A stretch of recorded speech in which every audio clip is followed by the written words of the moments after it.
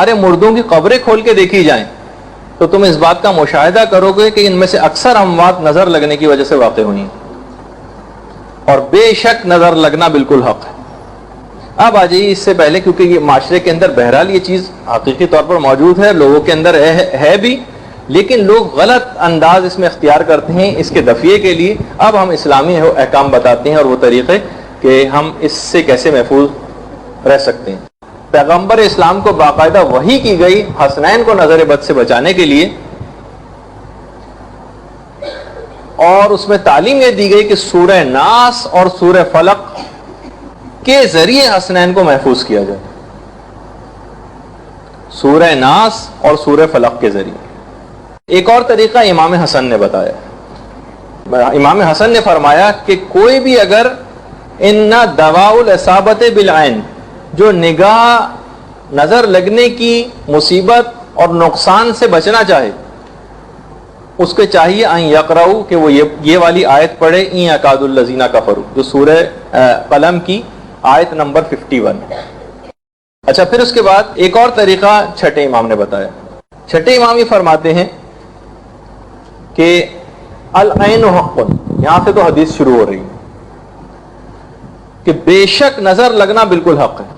جب بھی تم اپنے کسی مومن بھائی کے اندر کسی اچھی چیز کا مشاہدہ کرو تو فوراً خدا کو یاد کرو، مثلاً کہو ماشاء اللہ، تو پھر تمہاری نگاہ کا اس کو کوئی نقصان نہ پہنچے گا۔ دیکھیے اس میں بھی یہ بات ہو رہی کہ یہ نہیں کہا جا رہا کہ آپ اس کے کوئی دشمن ہیں دوسرے مومن کے، نہیں، آپ کو کوئی چیز اچھی لگی آپ فوراً ماشاءاللہ ذکر خدا کر کے اس نقصان کو دور کریں آپ۔ چھٹے امام نے ایک اس کی دعا اور بھی بتائی کہ جب بھی کسی کے اندر اچھی چیز کا آپ مشاہدہ کریں، آپ کو کوئی چیز کسی کی اچھی لگے، کپڑا اچھا لگے، کسی کی کوئی کامیابی اچھی لگے، کسی کی شکل مثلاً اپنے دوست بھائی رشتہ دار کی شکل آپ کو اچھی لگے تو تبارک اللہ احسن الخالقین یہ پڑھا جائے۔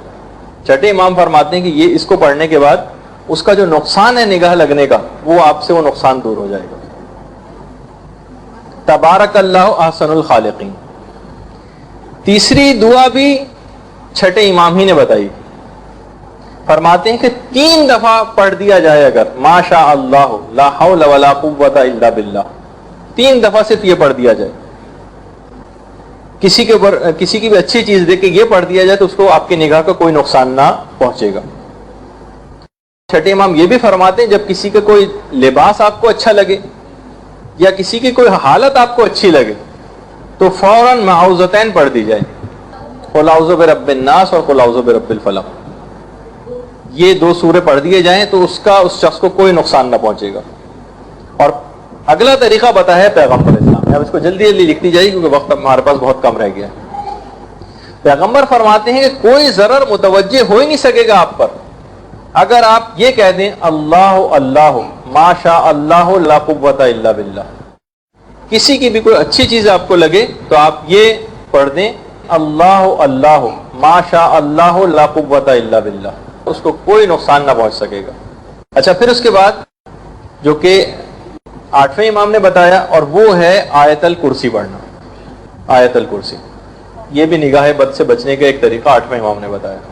اچھا، پھر ایک اور طریقہ جو علماء نے لکھا ہے وہ ہے دعائے سیفی، دعائے سیفی صغیر، جس کو دعائے قاموس بھی کہا جاتا ہے۔ ہو سکتا ہے کہ آپ کو دعاؤں کی کتاب میں مل جائے، ورنہ آیت اللہ مرشی نجفی نے جو وصیت نامہ لکھا ہے جو پرنٹ بھی ہوا ہے، اردو میں بھی اویلیبل ہے، اس کے اندر بھی دعائے سیفی صغیر انہوں نے پڑھنے کی اپنے بیٹوں کو بہت زیادہ تاکید کی۔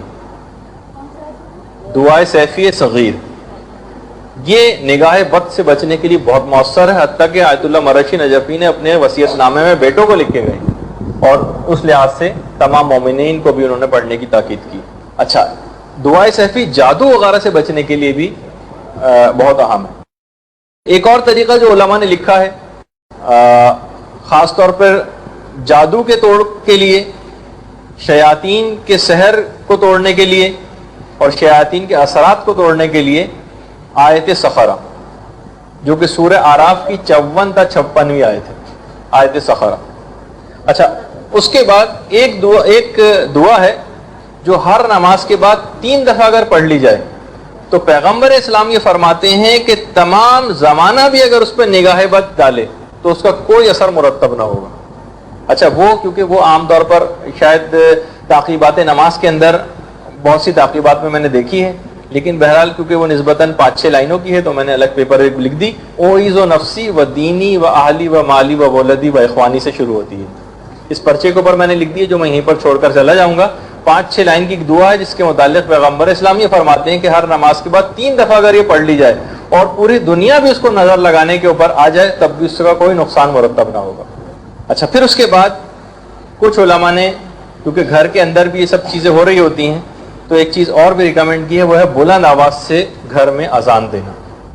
اچھا پھر اس کے بعد گھر سے جب بھی کبھی باہر نکلیں اگر با طہارت اور باوضو ہو کر جائیں تو بہت ہی زیادہ اس کا ثواب بھی ہے، اور یہ کہ اس سے نظر بد سے بھی انسان محفوظ رہتا.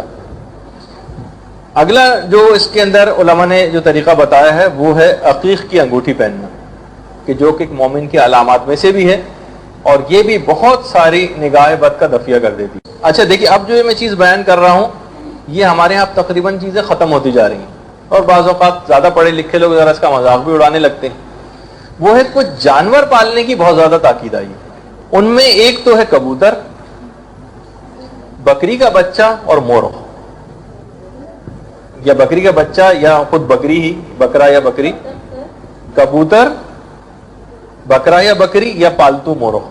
یہ بھی روایات کے اندر آیا ہے، ذرا اس کو خاموشی سے سن لیجئے کہ ایک تو یہ جانور جس گھر میں بھی پلے ہوئے ہیں ان میں سے کوئی ایک بھی، ایک تو جنوں کے شر سے انسان محفوظ رہتا ہے، چشم بد سے محفوظ رہتا ہے، مختلف بلاؤں سے حتیٰ کہ موت تک کو ٹال دیتے ہیں یہ جانور.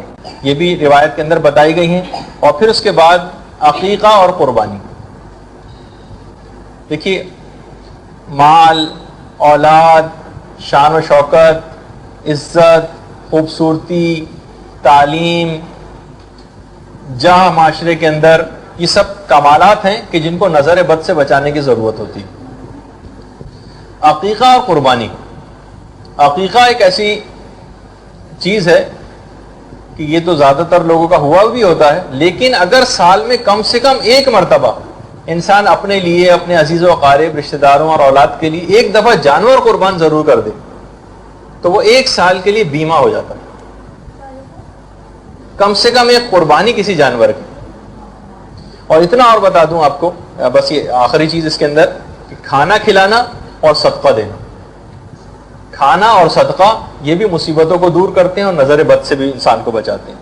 البتہ ایک روایت کے اندر ایک بات اور بیان کی گئی ہے، وہ بھی ایک لحاظ سے انتہائی اہم ہے. وہ بات کہ جس کسی کا بھی احتمال ہو کہ اس نے نظر لگائی، مثلا گھر میں ہی یہ چیز ممکن ہے، اگر کسی اور سے باہر سے آپ کہیں گے تو پھر تو اور لڑائی اور فتنہ فساد، اور اس کے اندر شیطانی وسوسے بھی بہت آنے لگتے ہیں لوگوں کے دماغ میں، کہ اگر جس کا احتمال ہے کہ اس کی نظر لگی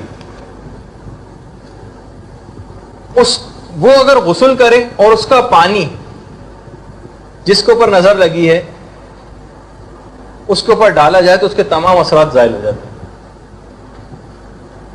یہ بھی ایک روایت کے اندر ایک طریقہ بتایا گیا ہے.